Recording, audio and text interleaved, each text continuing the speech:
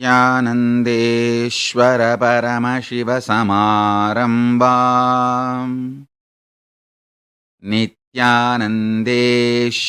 पराशक्तिमध्यमाम् अस्मदाचार्यपर्यन्ताम् वन्दे गुरुपरम्पराम्.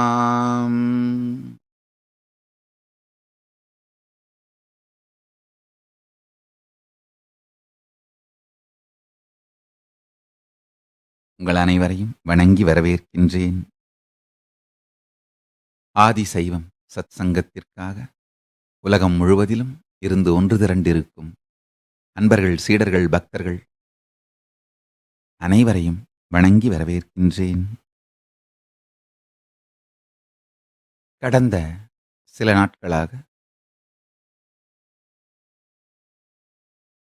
நோக்கு, போக்கு, உயிர்ப்பு எனும் 3 சத்தியங்கள் மூலமாக உயர்ஞான சத்தியங்கள் பலவற்றை உங்களோடு பகிர்ந்து கொண்டிருந்தேன்.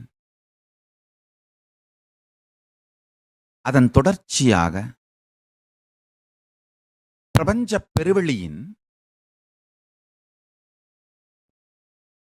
பரமசிவ பரம்பொருளின் கைலாச பெருவெளியின் உயிர்ப்பும் நம் உடலுக்குள் இருக்கும் உயிர்ப்பும் ஒன்றே. அந்த உயிர்ப்பிற்குத்தான் புருஷன் என்கின்ற பெயரோடு ஒரு பெரிய சத்தியத்தை உங்களோடு பகிர்ந்திருந்தேன். புருஷன் இருமையில் ஈடுபடுவதும் ஈடுபடுவதும் இல்லை. ஆழ்ந்து கேளுங்கள். இருமை அப்படின்னா நன்மை தீமை, பிறப்பு இறப்பு, சுகம் துக்கம், வலி ஆனந்தம், உயர்வு தாழ்வு, பாபம் புண்ணியம், சரி தவறு, எந்த இருமைக்குள்ளும் புருஷன் தானாக விரும்பி ஈடுபடுவதும் இல்லை, கட்டாயப்படுத்தி ஈடுபடப்படுவதும் இல்லை. ஆழ்ந்து கேளுங்கள். அப்போ உங்கள் வாழ்க்கையிலே இருமையில் பிறப்பு இறப்பு, சுகம் துக்கம், நன்மை தீமை, இதுல ஈடுபடுற எல்லாமே புருஷன் அல்ல. ஆழ்ந்து கேளுங்கள். இந்த உயர்ஞான சத்தியங்களை சிந்திக்கவும் தியானிக்கவும் நீங்கள் துவங்கினீர்களானால் உங்களுக்குள்ள ஒரு பெரிய கிரவுண்டிங் நடக்கும். கிரவுண்டிங் நல்லா புரிஞ்சுக்கோங்க. உங்களுக்குள் உயிர்ப்பு தன்மை நிகழும். எந்த அளவிற்கு நீங்கள் உயிரின் உயிர்ப்பு தன்மை உங்களுக்குள் நிகழ அனுமதிக்கிறீர்களோ அந்த அளவுக்கே உங்கள் வாழ்வின் உயர்வு தன்மை மலரும். நல்லா புரிஞ்சுக்குங்க. ஒரே காலேஜில் ஒரே பேட்ச்ல 2 பேர் டாக்டர் படிச்சு முடிச்சிருப்பாங்க. ஒருத்தர் அப்பல்லோ ஆஸ்பத்திரி மாதிரி கட்டி செயின் ஆஃப் ஹாஸ்பிட்டல்ஸ் ஓனர் ஆகிருப்பார் 25 வருஷத்துக்கு பிறகு. இன்னொருத்தர் தினம் காலையில் எந்திரிச்சு மூக்க நோண்டிட்டு ஒரு பெரிய பூத கண்ணாடி வச்சுட்டு நியூஸ் பேப்பர் பார்த்துட்டு இருப்பாரு. ஒரு கிராமத்துல, கிராமம்னு சொல்ல வேண்டாம், ஈவன் நகரத்துல கூட ஏதாவது ஒரு மூலையில 10 அடிக்கு 10 அடி கிளினிக்னு போர்டு போட்டுட்டு உட்காந்து பார்த்துட்டு இருப்பார். நல்லா புரிஞ்சுக்குங்க. 10 அடிக்கு 10 அடி ரூம்ல போர்டு போட்டுட்டு ஒரு பூத கண்ணாடி வச்சுட்டு நியூஸ் பேப்பர் படிச்சுட்டு இருக்கிற டாக்டரை நான் தவறானவர்னு சொல்லல. அதைத்தான் அவர் விரும்பி தேர்ந்தெடுத்திருந்தால் தப்பில்லை. ஆனா அவர்கிட்ட பேசின உடனே ஃப்ரஸ்ட்ரேஷன், நான் என்ன பண்ணுவேன், எனக்கு இப்படித்தான் வாச்சுது அப்படின்னு நினைச்சார்னா, அதை வாழ்வின் சூழல் என்று அவர் நம்பினார். அது மிக பெருந்தவறு. நல்லா புரிஞ்சுக்குங்க. உண்மையிலேயே உயிரின் உயிர்ப்பு தான் எந்த துறையிலும் அதை தீக்ஷண்யமாக ஊடுருவி பார்க்கவும், நேர்மை மாறாத தலைமையாக மாறவும். நல்லா புரிஞ்சுக்கோங்க. இப்போ ஒரு முக்கியமான வார்த்தையை சொல்றேன். திருடி கொள்ளையடிச்சு ஊரை ஏமாத்தி அந்த மாதிரி சேர்க்கின்ற சொத்தை பற்றி, அதுபோல் வருகின்ற பலத்தை பற்றி நான் சொல்லவில்லை. நான் சொல்றது அதே மாதிரி இப்ப நான் எந்த நிறுவனத்தையும் இயக்கத்தையும் குறை சொல்லவில்லை. பேர் சொன்னது ஒரு உதாரணத்துக்காக, வளர்ச்சிக்காக, அது சார்ந்து சொல்வதற்காக பேர் சொன்னதை தவிர விமர்சிப்பதற்காக அல்ல. ஆழ்ந்து கேளுங்கள். அப்பல்லோ ஹாஸ்பிட்டல்ன்ற பேர் சொன்ன, அதனால அவர்களை விமர்சிக்கிறேன்னு நினைக்காதீங்க. அவர்கள் பல கஷ்டங்களுக்கு இடையில் கோடிக்கணக்கான மக்களுக்கு மருத்துவத்தை கொண்டு சென்று சேர்த்திருக்கிறார்கள். நான் சொல்றதை நல்லா புரிஞ்சுக்கோங்க. ஆழ்ந்து புரிந்து கொள்ளுங்கள். ஒரு டாக்டர் பெரிய இயக்கமாக மருத்துவத்தை மாற்றுவதும், இல்ல தனிநபரா 4 பேரை பார்த்துட்டு இறந்து போறதும், அவருடைய உயிர் எந்த அளவிற்கு உயிர்த்திருக்கிறது என்பதை சார்ந்தது. தலைமை பண்பு உயிரின் உயிர்ப்பு சார்ந்தது.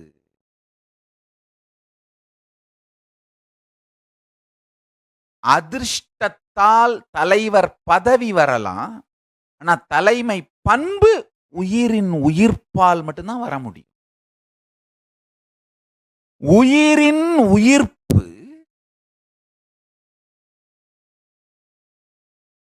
உங்கள் எல்லோருக்குள்ளும் மலர்வதற்கான நுட்பம், மெத்தடாலஜி தான் இப்ப நான் சொல்ற இந்த சத்தியம். இதை ஆழ்ந்து தியானியுங்கள்.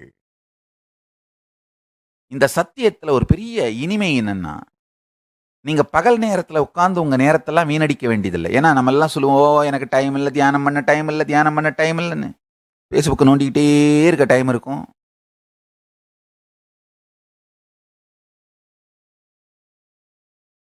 ஊர்ல இருக்கிற எல்லாத்தையும் பண்றதுக்கு டைம் இருக்கும், தியானம் பண்ண நமக்கு டைம் இருக்காது. அதெல்லாம் தெரிஞ்சுதான் பெருமான் சரி உங்களால என்ன பண்ண முடியுமோ அதை சார்ந்து கொடுக்கிறேன்னு கொடுக்கிறார். இதை இரவு உறங்கும் பொழுது செய்தோமானால் போதுமானது. நல்லா புரிஞ்சுக்குங்க. பிரபஞ்ச பெருவெளி, பராகாச பரம்பொருள், பரமசிவ கைலாச பெருவெளி, அதன் உயிர்ப்பும் இந்த உடலுக்குள் சிதாகாசத்திற்குள் சிதம்பரத்திற்குள் திருநடம் இடும் இந்த உயிர்ப்பும் ஒன்றே. ராத்திரி தூங்கும் பொழுது இந்த சத்தியத்தை சிந்தித்தவாறே உறங்குங்கள். ஜூம் அவுட் பண்ணா கைலாசம், ஜூம் இன் பண்ணா நீங்கன்ற உணர்வு. கைலாசத்தின் பரவெளியின் பரம்பொருளும் பரமசிவமுமான அந்த உயிர்ப்பேதான் உங்களுக்குள் நான் நான் நான் என்கின்ற உணர்வாக திருநடம் செய்யும் பரசிவ பெருவெளி பரம்பொருள் புருஷன். அந்த உயிர்ப்பும் இந்த உயிர்ப்பும், பிரம்மாண்டத்தின் உயிர்ப்பும் பெண்டாண்டத்தின் உயிர்ப்பும் ஒன்றே. அதுவே புருஷன். அந்த புருஷன் இருமைகளில் ஈடுபடுவதும் இல்லை.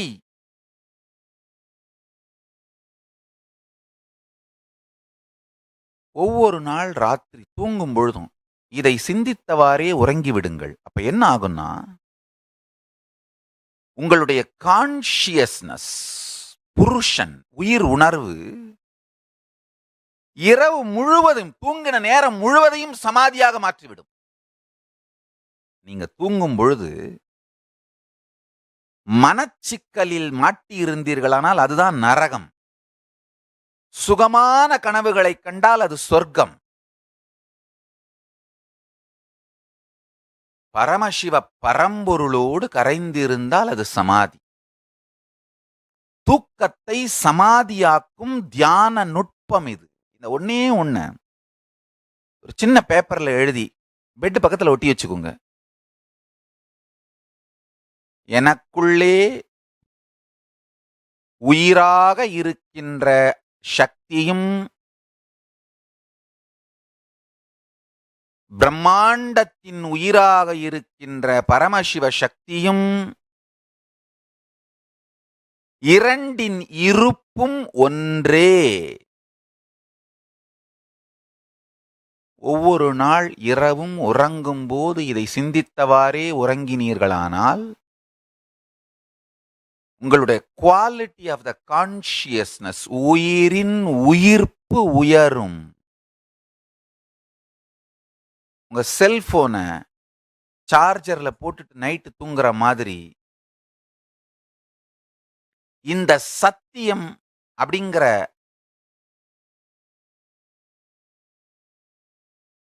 சக்தி மண்டலத்தோடு உங்க உயிரை சார்ஜ்ல போட்டுட்டு தூங்குங்க.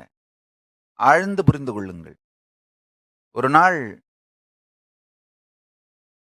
செல்போனை சார்ஜ் பண்றதுக்கு போடலைன்னா மறுநாள் உங்களை நீங்களே எத்தனை தானே திட்டிக்கிறீங்க.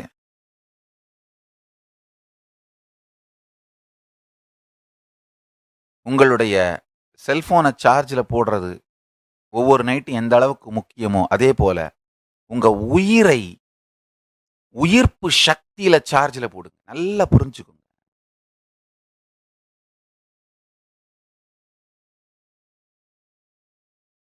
உங்களுடைய உறக்கம் 5 மணி நேரமா இருக்கலாம், சில பேருக்கு 10 மணி நேரமா இருக்கலாம், சில பேருக்கு படுக்கையில புரண்டுகிட்டே இருப்பாங்க, ஆனா தூக்கம் வராது. எப்படி வேணா இருக்கலாம். நீங்கள் படுக்கையில் கழிக்கும் காலம் ஆழ்ந்த சமாதியாக மாறுவதற்கான நுட்பம் நன்றாக புரிந்து கொள்ளுங்கள். பரமசிவ ஞானத்துக்கு நேர்மையோடு இந்த சத்தியத்தை மகாகால பைரவனும் மகாகாளியும் சாட்சியாக பரமசிவ பரம்பொருளின் அருளோடு சரஸ்வதியின் பேரருளால் இந்த சத்தியத்தை உங்கள் எல்லோருக்கும் நேர்மையோடு சொல்லுகின்றேன்.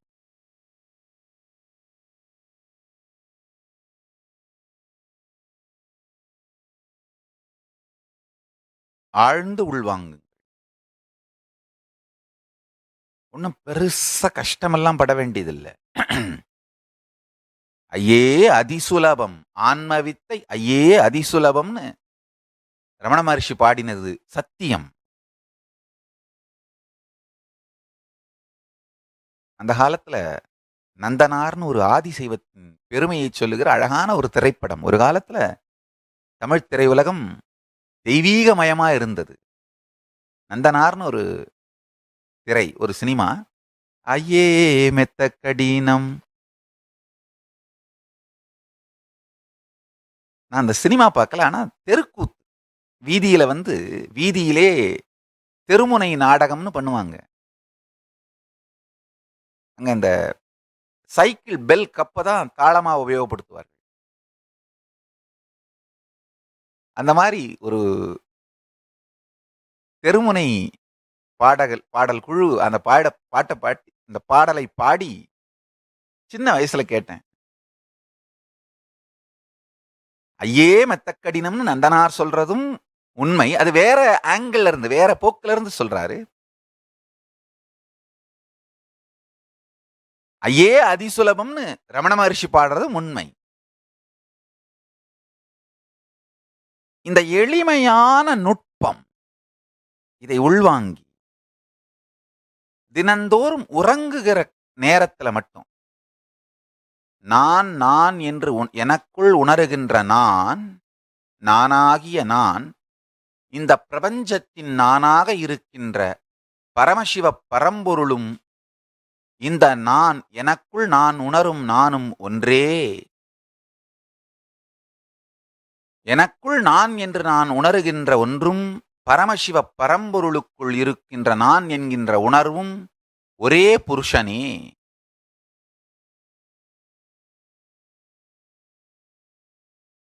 அந்த புருஷன் எக்காலத்திலும் துவந்துவத்தில் படுவதில்லை. இருமைக்கு ஆட்படுவதில்லை. இருமைக்கு அடிமைப்படுவதும் இல்லை, ஆட்படுவதும் இல்லை, இடிபடுவதும் இல்லை, ஈடுபடுவதும் இல்லை, உட்படுவதும் இல்லை, ஊறுபடுவதும் இல்லை.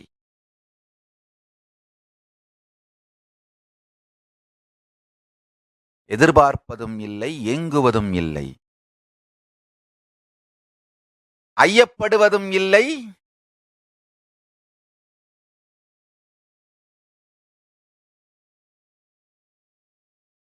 அஃதுபடுவதும் இல்லை. ஆழ்ந்து கேளுங்கள். தினந்தோறும் இரவு தூங்கும் பொழுது வயிறை லேசா வச்சிருங்க. இரவு உணவை முடிந்தவரை திரவ நிலை ஜூசஸ் மாதிரி, அது மாதிரி இருந்தா வயிறு லேசா இருக்கும். பொதுவாகவே திட உணவின் அளவை குறையுங்கள். இரவிலே முக்கியமா சூரியன் சாய்ந்த பிறகு திட உணவு எடுக்காமல் இருந்தீர்களானால் ஆயுள் நீண்ட ஆயுளாக இருக்கும். சைவத்திலே ஆதிகாலத்திலே இந்த வழக்கம் இருந்தது.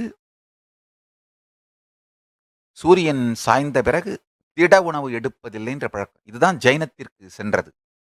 நம்முடைய சரியா முறைகள் பல ஜைனத்திற்குள்ளும் புத்தத்திற்குள்ளும் ஏற்கப்பட்டு அவர்களால் இன்றும் கடைபிடிக்கப்படுகின்றது. நாம என்ன பண்ணிட்டோம், ஒரு 2 ஜெனரேஷனுக்கு நாம கடைபிடிக்காம விட்டு அவங்க மட்டும் கடைபிடிச்சிட்டு இருக்கிறதுனால அது அவர்களுடையது என்று நினைத்து மறந்து விட்டோம், மறுத்து விட்டோம். நன்றாக புரிந்து கொள்ளுங்கள். இந்து மதத்தினுடைய 10,000 சம்பிரதாயங்களிலே ஒன்றுதான் ஜைனமும் பௌத்தமும். அந்த சம்பிரதாயத்தில் இருந்தவர்கள் இந்து மதத்துக்கு விரோதமாக, இந்து மதத்தின் மூலக் கொள்கைக்கு விரோதமாக போன போதுதான் அவர்களுக்கும் ஞானசம்பந்த பெருமானுக்கும் முரண்பாடு வந்தது. ஞானசம்பந்த பெருமான் புனல்வாது அனல்வாது செய்து அவர்களுக்கு சத்தியத்தை உணர்த்துகிறார். அது வரலாறு. நான் சொல்ல வருகின்ற உண்மை என்னன்னா, இந்த உயர்ஞான சத்தியங்கள் உயிருக்குள்ளே உரைக்க வேண்டுமானால் நன்றாக புரிந்து கொள்ளுங்கள். உங்களுடைய உயிருக்குள்ளே உரைப்பாக இருக்கின்ற பரமசிவ பரம்பொருளை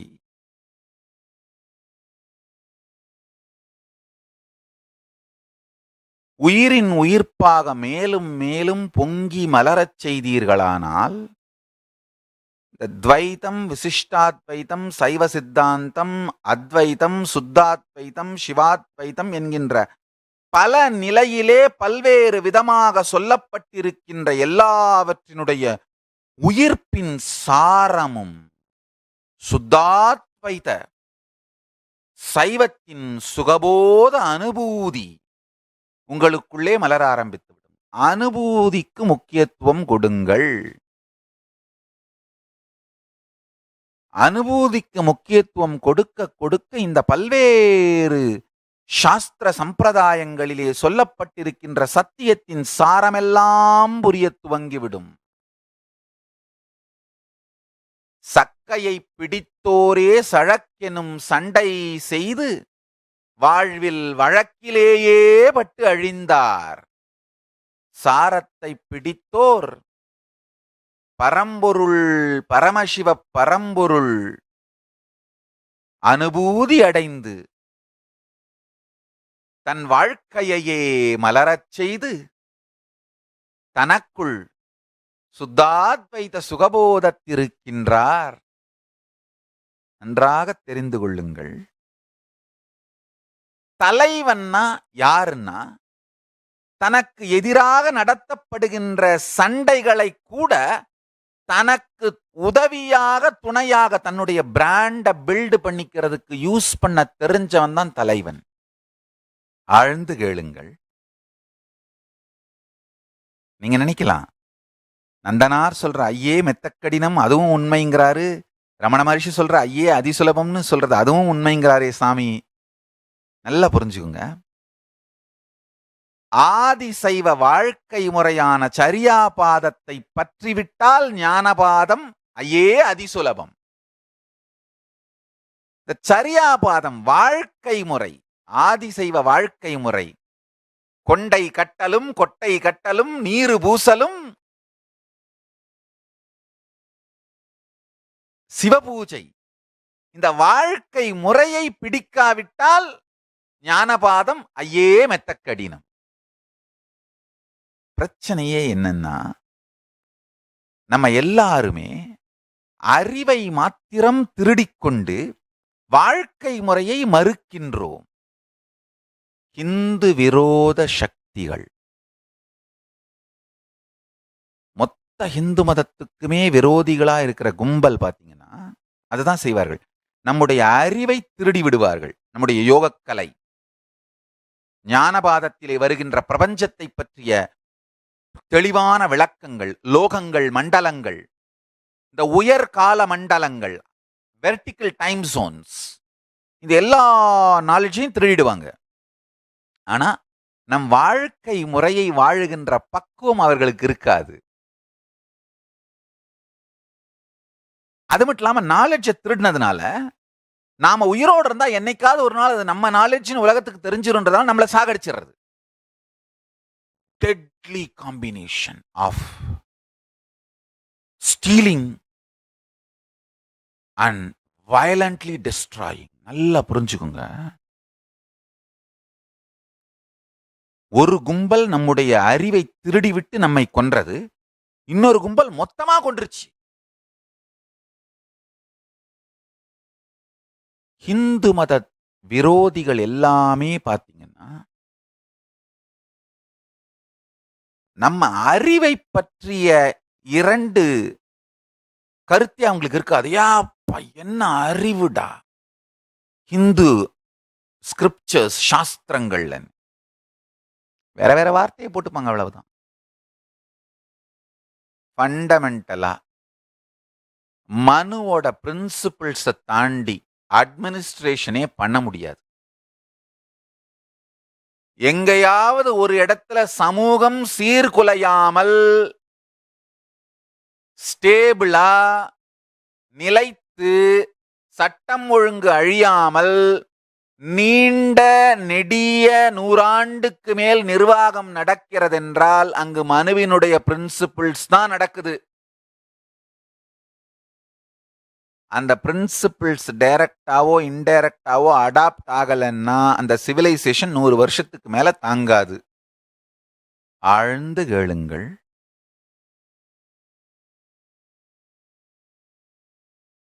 நம்முடைய வாழ்க்கை முறை ஆதி சைவத்தின் சரியாபாதம். உங்களுடைய வாழ்க்கை முறையாக மாறிவிடுமானால் ஐயே அதிசுலபம். ஆன்மவித்தை ஐயே அதிசுலபம்.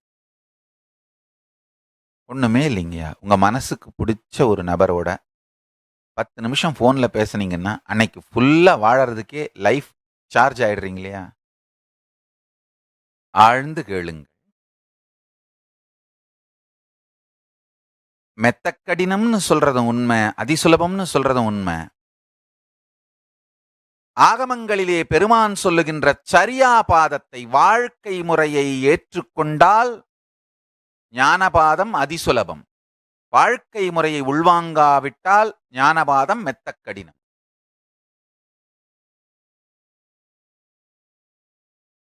ஒரு சின்ன உதாரணம். உங்களுக்கு ரொம்ப மனசுக்கு பிடிச்ச ஒருத்தர், சில நேரத்தில் நண்பரோ அல்லது காதலியோ அல்லது காதலனோ அல்லது உங்களுடைய குழந்தையோ, சில நேரத்தில் உங்களுடைய வளர்ப்பு பிராணி, செல்ல பிராணி, ஏதோ ஒரு மனதிற்கு பிடித்த ஒருவரோடு ஒரு 10 நிமிஷம் பேச நீங்க கொஞ்சம் விளையாடினீங்கன்னா அன்னைக்கு நாள் முழுவதையும் வாழ்வதற்கான உயிர்ப்பு சக்தி வந்த மாதிரி ஆயிடுறீங்க பாருங்க. அதே மாதிரி பரம்பொருள், பரமசிவ பரம்பொருளை மனதுக்கு பிடித்தவராக உணர துவங்கி தினந்தோறும் ஒரு 10 நிமிடம் அவரோடு உயிர் உறவாலே விளையாடி கலந்து மகிழ்தல் தான் சிவ பூஜைங்கய்யா. சிவ பூஜை சடங்கு அல்ல. உயிர் உணர்வு பல மடங்கு பொங்குகின்ற ரீசார்ஜ் மெக்கானிசம், ரீசார்ஜ் சயின்ஸ். உயிரை சார்ஜ் பண்ணிக்கிற சயின்ஸ் தான் சிவ பூஜை. இந்த ஒரே ஒரு சத்தியத்தை தினந்தோறும் இரவு உறங்கும் பொழுது எனக்குள் நான் நான் என்கின்ற உயிர்ப்பும் பிரபஞ்சத்தின் உயிர்ப்பான பரமசிவமும் ஒன்றே,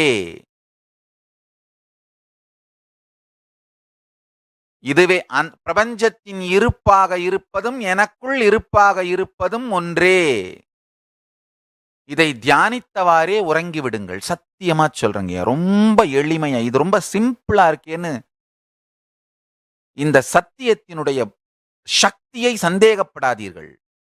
சின்ன சாவிதான் பெரிய கதவை திறந்துரும். ஜஸ்ட் ஒரு 2-3 நாள் முயற்சி பண்ணி பாருங்க. வயிறை லைட்டா வச்சுக்கோங்க. தூங்கும் பொழுது குறைஞ்ச அளவுக்கு கம்மியான உணவோடு, தயவு செஞ்சு இந்த பரோட்டா மாதிரியான ஹெவியான உணவுகளை இரவில் எடுக்காதீங்க. அசைவ உணவுகளை அறவே தவிர்த்து விடுங்கள்.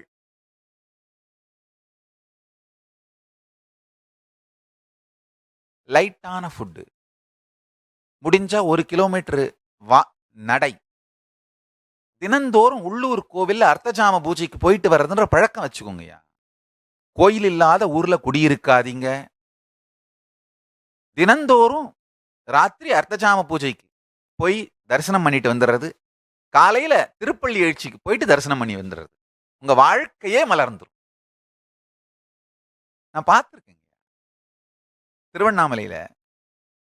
என்னுடைய தாத்தா பாட்டி எல்லாருமே, சில எக்ஸம்ஷனா 1-2 பேர் தவிர, as a ஜெனரல் ரூல் எல்லாம் செஞ்சுரியன்ஸ்.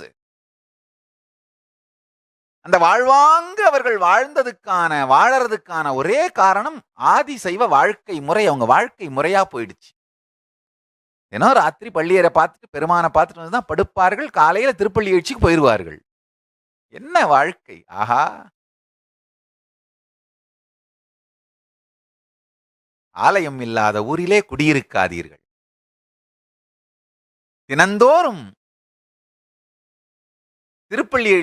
பள்ளியறை அர்த்தஜாம பூஜைக்கு போயிட்டு வந்தீங்கன்னா அதுவே 1 கிலோமீட்டர் நடந்ததுக்கு சமமாயிடும். 1 கிலோமீட்டர் நடந்துட்டு வந்து படுத்து அனந்த பத்மநாப சுவாமி விஷ்ணுவே தன்னுடைய யோக நித்திரையிலே சிவபூஜை செய்தவாறு சிவலிங்கத்தின் மீது வலது கையை வைத்துத்தான் யோக சமாதியிலே இருக்கின்றார்.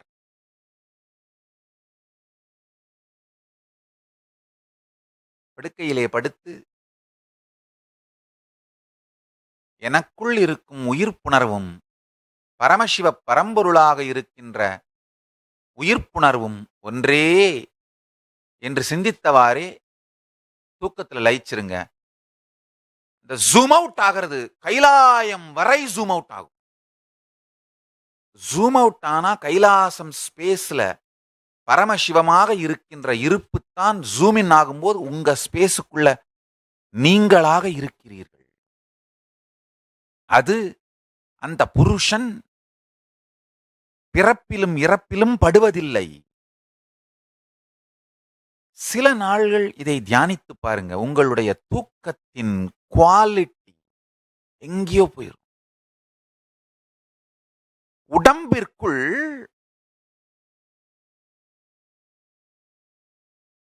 ஒவ்வொரு ராத்திரியும் அமிர்தம் ஊறினால் இளமையாகிட்டே போவீங்க, விஷம் நச்சு பொருள் ஊறினால் முதுமையை நோக்கி போய்கிட்டே இருப்பீங்க.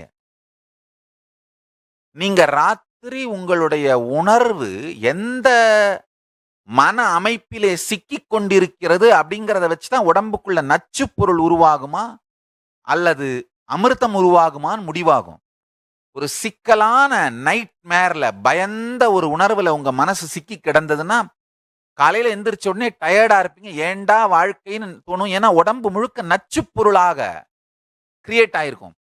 இரவு தூக்கத்தின் பொழுது உங்களுடைய கான்ஷியஸ் ஸ்டேட், உணர்வு நிலையும், உங்கள் உடலிலே உருவாகின்ற வேதிப்பொருட்களுடைய குணத்தன்மையும், அது உங்கள் உடல் ஆரோக்கியத்தின் மீதும் வாழ்க்கையின் மீது ஏற்படுத்துகின்ற தாக்கமும் மிக நெருங்கிய தொடர்புடையது.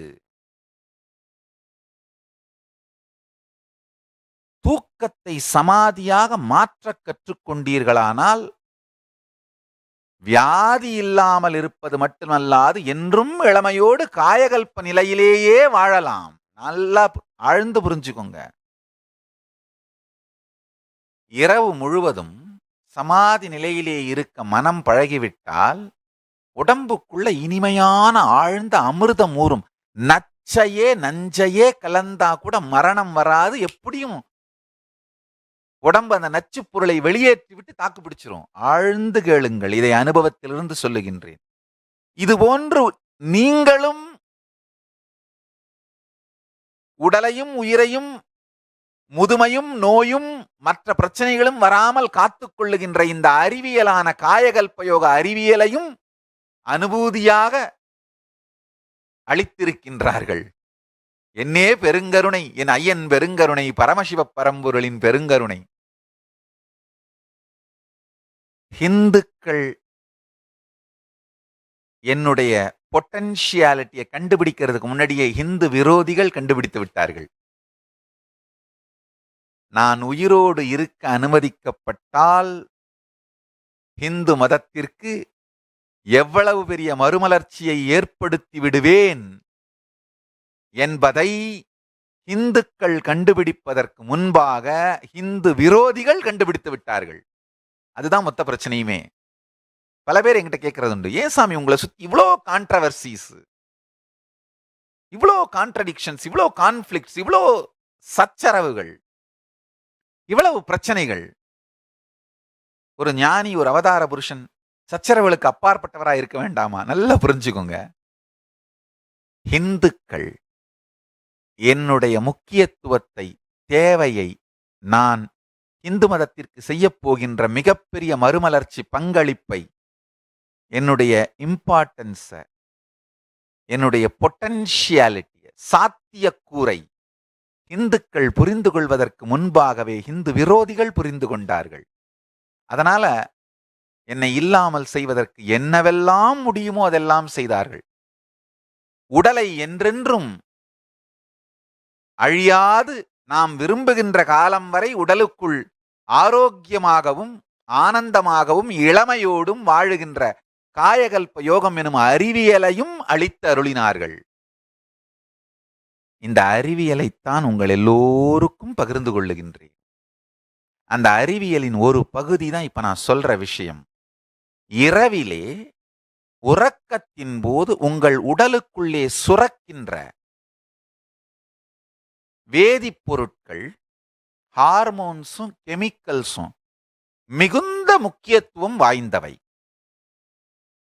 இரவிலே உறக்கத்தின் போது உங்கள் உடலுக்குள்ளே சுரக்கின்ற ஹார்மோன்ஸும் கெமிக்கல்ஸும் தான் உங்களுடைய ஆரோக்கியம், உடல் நலம், ஆயுளை முடிவு செய்கின்றன. இரவிலே உங்கள் உறக்கத்தின் போது உடலில் சுரக்கின்ற ஹார்மோன்ஸும் கெமிக்கல்ஸும் நீங்க இருக்கிற அந்த கான்ஷியஸ்னஸோட நேரடியாக நெருக்கமான தொடர்புடையது. பரமசிவ பரம்பொருள் உணர்விலே கரைந்திருந்தீர்களானால் உடல் முழுவதும் அமிர்தம் சுரக்கும். இந்த சுரக்கின்ற எல்லா ஹார்மோன்ஸும் கெமிக்கல்ஸும் பேலன்ஸ்டா இருந்து உங்களை நீங்களே புனரமைச்சு ரீஜுவனைட் ஆகிட்டே போய் என்றும் 16ஆக பரமசிவ பரம்பொருள் தன்னை, மகாசதாசிவ பரம்பொருள் தன்னை தன்னுடைய தியான ஸ்லோகத்திலே, ஆகமத்திலே தனக்குத்தானே அறிமுகம் கொடுக்கும் பொழுது என்றும் 16 அப்படின்னு அறிமுகப்படுத்துறாரு. ஆஹா, சிந்திக்கவே ஜீவனெல்லாம் இனிக்கின்ற அறிமுகம். மகாசதாசிவ தியானத்தை எடுத்து பார்த்தீங்கன்னா பெருமான் தன்னைத்தானே அறிமுகப்படுத்திக்கிறாரு. எப்படி நாம் அவரை தியானிக்க வேண்டும்னு நமக்கு சொல்லி கொடுக்கிறார். அவருடைய செல்ஃபி. பரமசிவ பரம்பொருள் தனக்கே தனக்கு வெர்பல் செல்ஃபி எடுத்து நமக்கு கொடுத்திருக்கிறது தான் மகாசதாசிவ தியானம். எல்லாரும் அதை தியானியுங்கள். தன்னை என்றும் 16 வயதுன்னு சொல்றாரு. அதான் உண்மை. இந்த பரமசிவ பரம்பொருளை நினைத்து அவருக்குள்ளே கரைந்து அந்த உணர்விலேயே தூங்கிட்டீங்கன்னா உடம்புக்குள்ள உருவாகிற ஹார்மோன்ஸும் கெமிக்கல்ஸும் அமிர்தமாக மாறி தினந்தோறும் உங்களை ரீஜுவனேட் பண்ணிக்கிட்டு முதுமை வராது, வியாதிகள் வராது, ஜீவ சமாதியிலே சொரூப சமாதியிலே உங்கள் வாழ்க்கையை நிலைபெறச் செய்துவிடும். காயகல்ப யோகத்தினுடைய ஒரு முக்கியமான ரகசியத்தை உங்களுக்கு பகிர்ந்து கொள்ளுகின்றேன். இரவு உறக்கத்தின் பொழுது உடல்ல நடக்கிற வேதி பரிமாணங்கள், கெமிக்கல் ப்ராசஸஸ், ஹார்மோன்ஸ், கெமிக்கல்ஸ், இது எல்லாத்தையும் ஆல்கமியா மாத்துற. இது கிரகஸ்தர்கள், சன்னியாசிகள், கைலாசவாசிகள், வீட்டில் இருக்கிறவங்க எல்லாரும் பிராக்டிஸ் பண்ணலாம். ஆழ்ந்து புரிந்து கொள்ளுங்கள். இந்த ஒரே ஒரு சத்தியத்தை உள்வாங்குங்கள். இந்த சத் சங்கத்தை 2-3 தரம் பாருங்க. சாரம் என்னன்னா, உங்களுக்குள் இருக்கின்ற இருப்புணர்வும் பிரபஞ்ச பெருவெளியின் இருப்புணர்வும் ஆன கைலாய பெருவெளியின் உயிர் பொருளான பரமசிவத்தின் இருப்புணர்வும் ஒன்றே. தினந்தோறும் இரவு உறங்குவதற்கு முன்பாக வயிறை லைட்டா வச்சுட்டு, உணவு கம்மியா இருந்து 1 கிலோமீட்டர் நடந்து, கடுக்காப்பொடி எடுத்துட்டு படுக்கையில படுத்து இந்த ஒரு சிந்தனையை உணர்வுக்குள்ளே சிந்தித்தவாறேயே உறங்கி விடுங்கள். அப்ப என்ன ஆகும்னா, ராத்திரி தூக்கம் முழு நேரமும் சிக்கலான கனவுகளில் சிக்காமல் சுகம் துக்கம் இந்த 2 விதமான கனவுகளிலும் சிக்காமல் உங்க உடம்புக்குள்ள நடக்கிற ஹார்மோன்ஸ், கெமிக்கல்ஸோட ப்ராசஸ் அமிர்தமயமாக மாறி சுகமான உணர்விற்குள் பரமசிவ சுகப்பெருவெளியில் இருக்க துவங்கி உடலும் உயிரும் மனமும் இயைந்து இணங்குகிற இன்டெகிரிட்டி நல்லா புரிஞ்சுக்கோங்க. தமிழ்ல மட்டும்தான் சத்தியத்துக்கு 3 வார்த்தை உண்டு. உண்மை, மெய்மை, வாய்மை. சத்தியம்னு ஒண்ண உடலாலே கடைபிடிப்பது உண்மை, நம்முடைய உயிராலே கடைபிடிப்பது மெய்மை, வார்த்தையாலே கடைபிடிப்பது வாய்மை, நம்முடைய ஆளுமை தன்மையாலே கடைபிடிப்பது ஆண்மை. சத்தியம் உங்களுடைய வாழ்க்கையின் எல்லா பாகத்துக்குள்ளும் கரைந்து ஒரு யுனிக்கான இன்டெகிரிட்டி உருவாக ஆரம்பிச்சிரும். அது பெரிய பலமாக மாறிவிடும். உயிர் பலம்.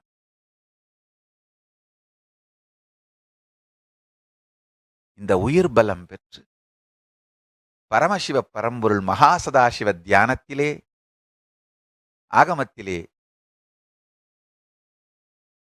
தனக்குத்தானே ஒரு செல்ஃபி எடுத்து நமக்கு கொடுக்கிறாரு. பரமசிவ பரம்பொருள் நமக்கெல்லாம் அனுப்பின செல்ஃபி தான் ஆகமத்துல சொல்லி இருக்கிற அவரை பற்றி சொல்லுகிற தியான ஸ்லோகம். அதுல சொல்லும் பொழுது சொல்றாரு ரொம்ப அழகா, என்றும் 16ஆக இருக்கின்றேன்னு சொல்றாரு. தியானியுங்கள், நீங்களும் என்றும் 16ஆக மலர்வீர்கள். 30 கிலோ எடை குறைஞ்சிருக்கேன். எந்த விதமான வேற எதுவுமே இல்லை. இந்த காயகல்ப யோகம் தான் பெருமான் அளித்தருளிய திருக்கையிலாயத்திலிருந்து அளித்த மிகப்பெரிய நன்கொடை. 30 கிலோ எடை குறைஞ்சிருக்கேன். 20 மணி நேரம் ஹாப்பியா ஒர்க் பண்றேன்.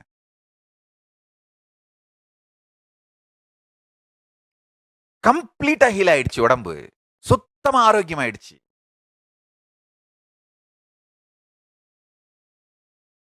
ஒரு நல்ல விஷயம், பரமசிவ பரம்பொருள்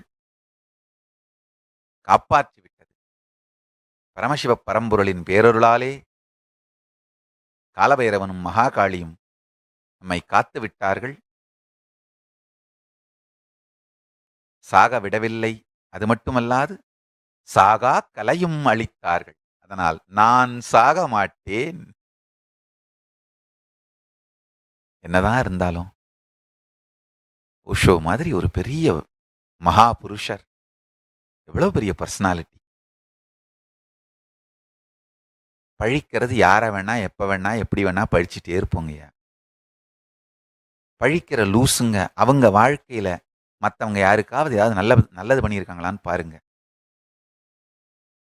ஓஷோ மாதிரி மகா புருஷர், அவரை இழந்தது நிச்சயமாக இந்து மதத்திற்கு பெரிய இழப்பு. தத்துவார்த்த ரீதியாக மாறுபடுவது அப்படிங்கிற காரணத்துக்காக ஒருவரை சாகடிப்பதெல்லாம் தப்புங்க. அது நம்ம இந்துக்களுடைய பழக்கம் கிடையாது.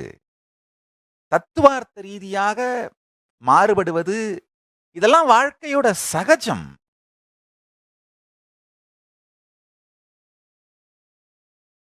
தத்துவார்த்த ரீதியாக அவருக்கும் எனக்கும் பல்வேறு மாறுபாடுகள் இருந்தாலும் அவர் உலகத்திற்கு அளித்த பங்களிப்பை மறுக்க முடியாது.